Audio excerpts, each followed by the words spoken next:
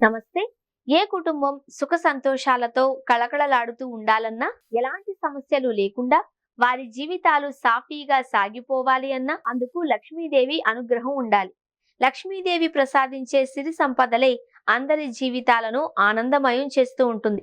అందువలన అందరూ ఆ తల్లిని అత్యంత భక్తి శ్రద్ధలతో పూజిస్తూ ఉంటారు. లక్ష్మీదేవికి శుక్రవారం అంటే ఇష్టం కనుక అమ్మవారికి ఆ రోజున అందరూ కుంకుమ పూజ చేస్తూ ఉంటారు. సిరి సంపదల కన్నా ముఖ్యమైన సౌభాగ్యాన్ని ఇవ్వమని కోరుతూ ఉంటారు. ఈ నేపథ్యంలోనే చాలా మందికి ఒక సందేహం వస్తూ ఉంటుంది. లక్ష్మీదేవిని ఎప్పుడు పూజించినా కుంకుమతో మాత్రమే పూజించాలి ఏమో అని అనుకుంటూ ఉంటారు. అయితే ప్రతినిత్యం అమ్మవారిని కుంకుమతో మాత్రమే పూజించాలి అనే నియమమేమీ లేదు. కుంకుమ పూజ అమ్మవారికి చేసే ప్రత్యేక పూజగా మాత్రమే భావించాలి. నిత్య పూజకు సంబంధించిన విషయానికి వచ్చేసరికి లక్ష్మీదేవిని వివిధ రకాల పుష్పాలతో పూజించాలి. తెలుపు, పసుపు, ఎరుపు రంగు పూలు అమ్మవారి పూజకు శ్రేష్టమైనవిగా చెప్పబడుతున్నాయి. అమ్మవారిని సంతోషపెట్టడంలోనూ భక్తులు సంతృప్తి చెందడంలోనూ పుష్పాల సేకరణ ప్రధాన పాత్రను పోషిస్తుంది.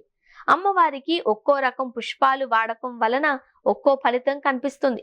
ఒకవేళ అమ్మవారి పూజకు అవసరమైన పుష్పాలు లభించని పక్షంలో అక్షింతలతో అమ్మవారిని సేవించాలి అని శాస్త్రం చెబుతోంది.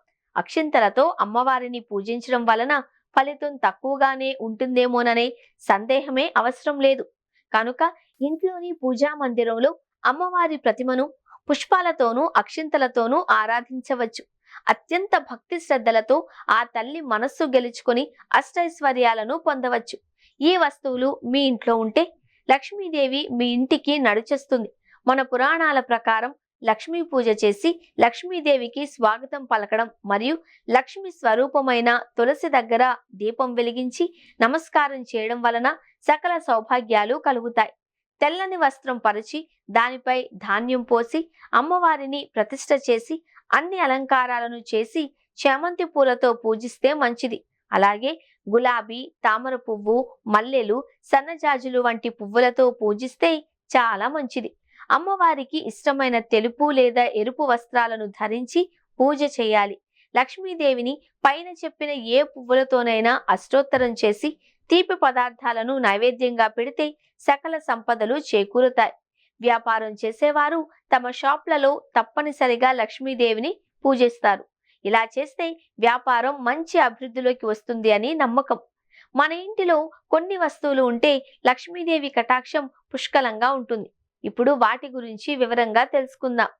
పూజ గదిలో లక్ష్మీదేవి, వినాయకుడు ఉన్న బంగారు లేదా వెండి నాణేలను ఉంచితే సంపద వృద్ధి చెందుతుంది. పూజ గదిలో నెమలి పింఛాన్ని ఉంచితే లక్ష్మీదేవి అనుగ్రహం లభించడమే కాకుండా ఇంటిలోని నెగిటివ్ శక్తి బయటకు పోయి పాజిటివ్ శక్తి ఇంటిలో ఉంటుంది. పాజిటివ్ శక్తి ఇంటిలో ఉంటే మనం చేసే పనులు విజయవంతమవుతాయి. తామర పువ్వుపై కూర్చునే లక్ష్మీదేవికి తామర పుష్పాలతో పూజిస్తే లక్ష్మీ కటాక్షం కలిగి సకల శుభాలు కలుగుతాయి. లక్ష్మీదేవి అనుగ్రహం పొందాలంటే ఈ పనులు చేయకండి. పూర్వం మన పెద్దవాళ్ళు ఎన్నో నియమాలు, నిబంధనలు పెట్టారు. అవి నమ్మకం ఉన్నవారు పాటిస్తారు, నమ్మకం లేని వాళ్ళు పాటించరు.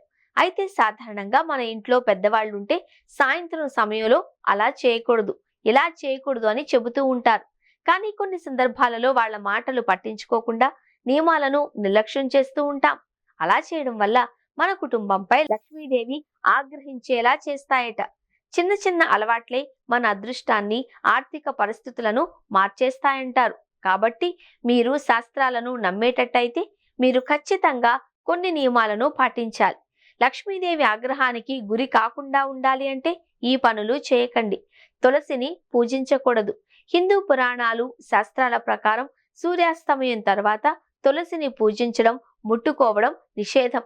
ఇలా చేస్తే దురదృష్టం, పేదరికం వెంటాడుతుంది. సూర్యాస్తమయం తర్వాత కేవలం నెయ్యితో తులసి దగ్గర దీపం వెలిగించవచ్చు. ఇలా చేయడం వల్ల నెగిటివ్ ఎనర్జీ తొలగిపోతుంది. అలాగే లక్ష్మీదేవిని ఆకర్షించవచ్చు. చెత్త ఊడవకూడదు. సూర్యాస్తమయం తర్వాత చెత్త ఊడవడాన్ని అపవిత్రంగా భావిస్తారు. శాస్త్రాల ప్రకారం సూర్యాస్తమయం తర్వాత చెత్త ఊడడం వల్ల మీ సంతోషాన్ని, అదృష్టాన్ని కూడా ఊడ్చేసినట్టే అవుతుందట. నిద్రపోకూడదు.